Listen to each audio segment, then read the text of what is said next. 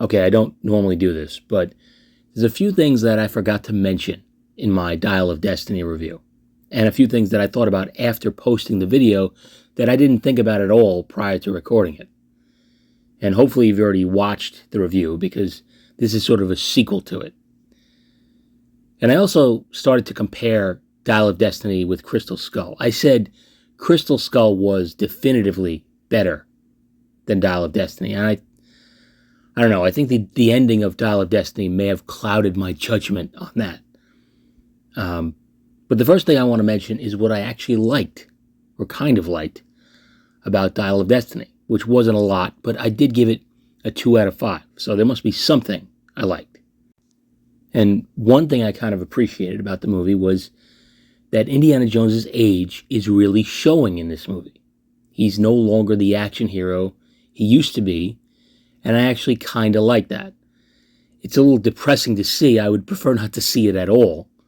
But if we have to see him running around at this age, I would rather it be a little more realistic than seeing him, jump around doing all the things that he did when he was 40 years old. And his age is something Crystal Skull really failed to address in any way. But this movie is actually pretty realistic in terms of what Indy is still able to do at his age. There's a scene early on where he gets kind of held up by the bad guys and he tries to sort of punch his way out, but he can't. Something he used to be able to do with ease. He can't do it anymore. And I kind of appreciate that because it makes sense. It's also a fine line to walk because you don't want to see him be overly weak in the movie. And for the most part, they do avoid that, at least until the ending. Then again, maybe it's fine that he was a little weak at the end of the movie. I mean, he was shot. I don't know, I just don't like that he was kind of selfish and delusional and had to be forcibly removed from the situation at the end of the movie. I just think that's really terrible. I just really think that was a bad way to end the movie. And in the end, he really didn't have any kind of character arc because of that. I mean, none that I can see anyway. Helena Shaw has more of an arc than Indy does. Even though, as I mentioned, it is essentially Han Solo's arc from the first Star Wars movie. Although they don't really show the catalyst for her change of heart.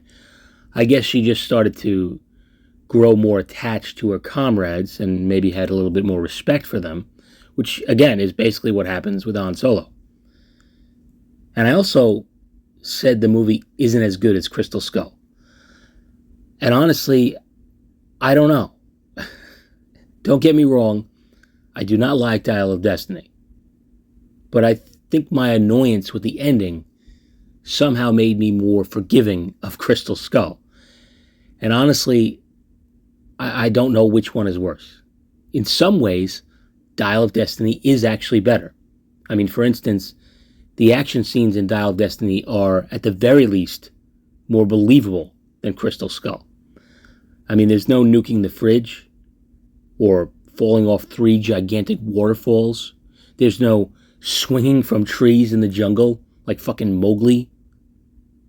There's none of that.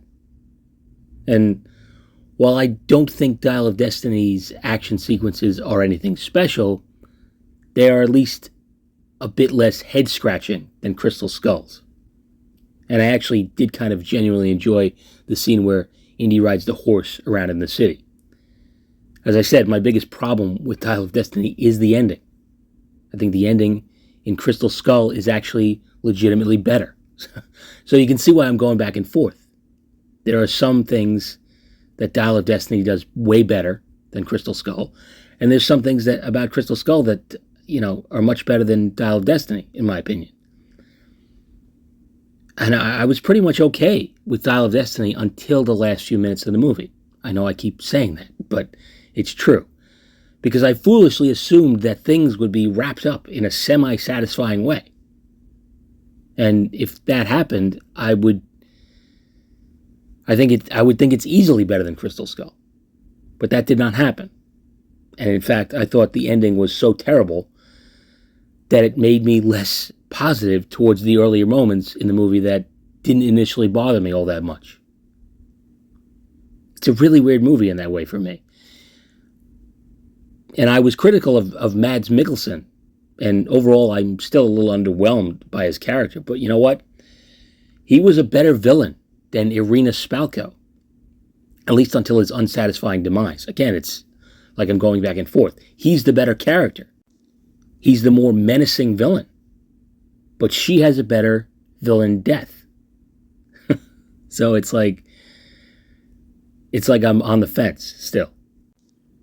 You know, Dial of Destiny kind of reminds me a little bit of The Force Awakens. That's a movie that I was kind of enjoying until the ending, where Han Solo is kind of unceremoniously killed. Now, thankfully, they don't kill Indy in this movie, which is something I was worried about going into it. But it's just one of those things where if they had given us a better ending and maybe had shown us some kind of character arc for Indy, I would be so much more forgiving of this movie. And Helena Shaw is annoying and even a little confusing, especially in the beginning. But she's just not my biggest issue with the movie. I'm used to annoying characters in Indiana Jones. If I can put up with Willie Scott, I can put up with almost anyone. And William, who's a friend of mine from Twitter, he pointed out something that I had completely forgotten about. Earlier in the movie, Indiana Jones is kind of framed for murder. There's two people who were killed at his university, and he's kind of like framed for it. That's never addressed again. How did he get cleared of any murder charges? I don't know.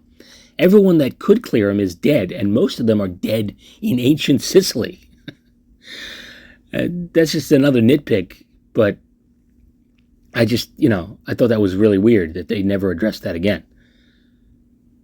And a plane crashed in 212 BC.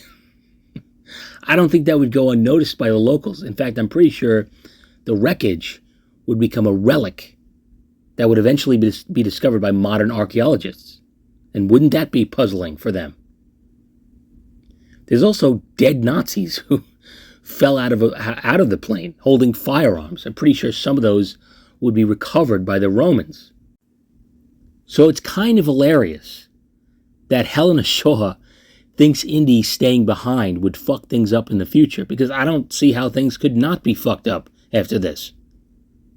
But maybe that's another nitpick. But what's not a nitpick is what happens with Marion in the movie. She shows up at the very end acting like they're not even divorced. It's really weird. What exactly caused that to happen? Was it some minor change in the timeline? Or did she just put her issues aside when she found out that he was gravely injured? Who knows? And I love how he's recovering at his house like he wouldn't be in the hospital. I mean, he wakes up at his house.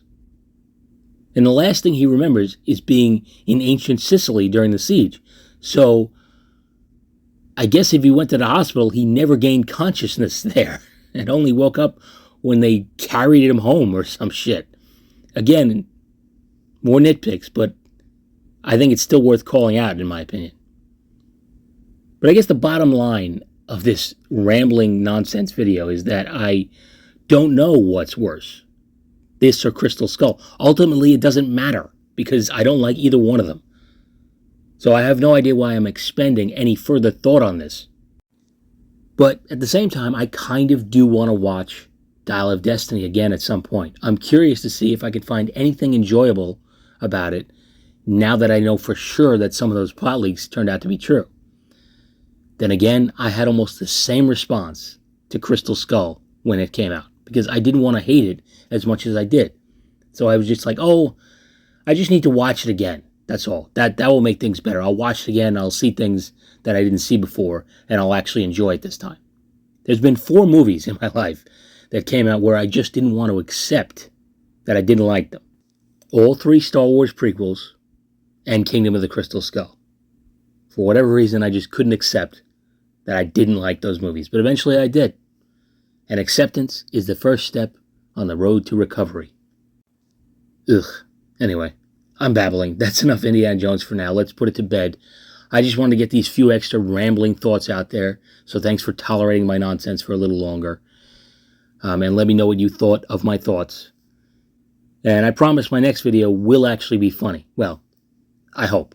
It's always possible that I strike out. I've done it before, and I'm sure I will do it again. It happens.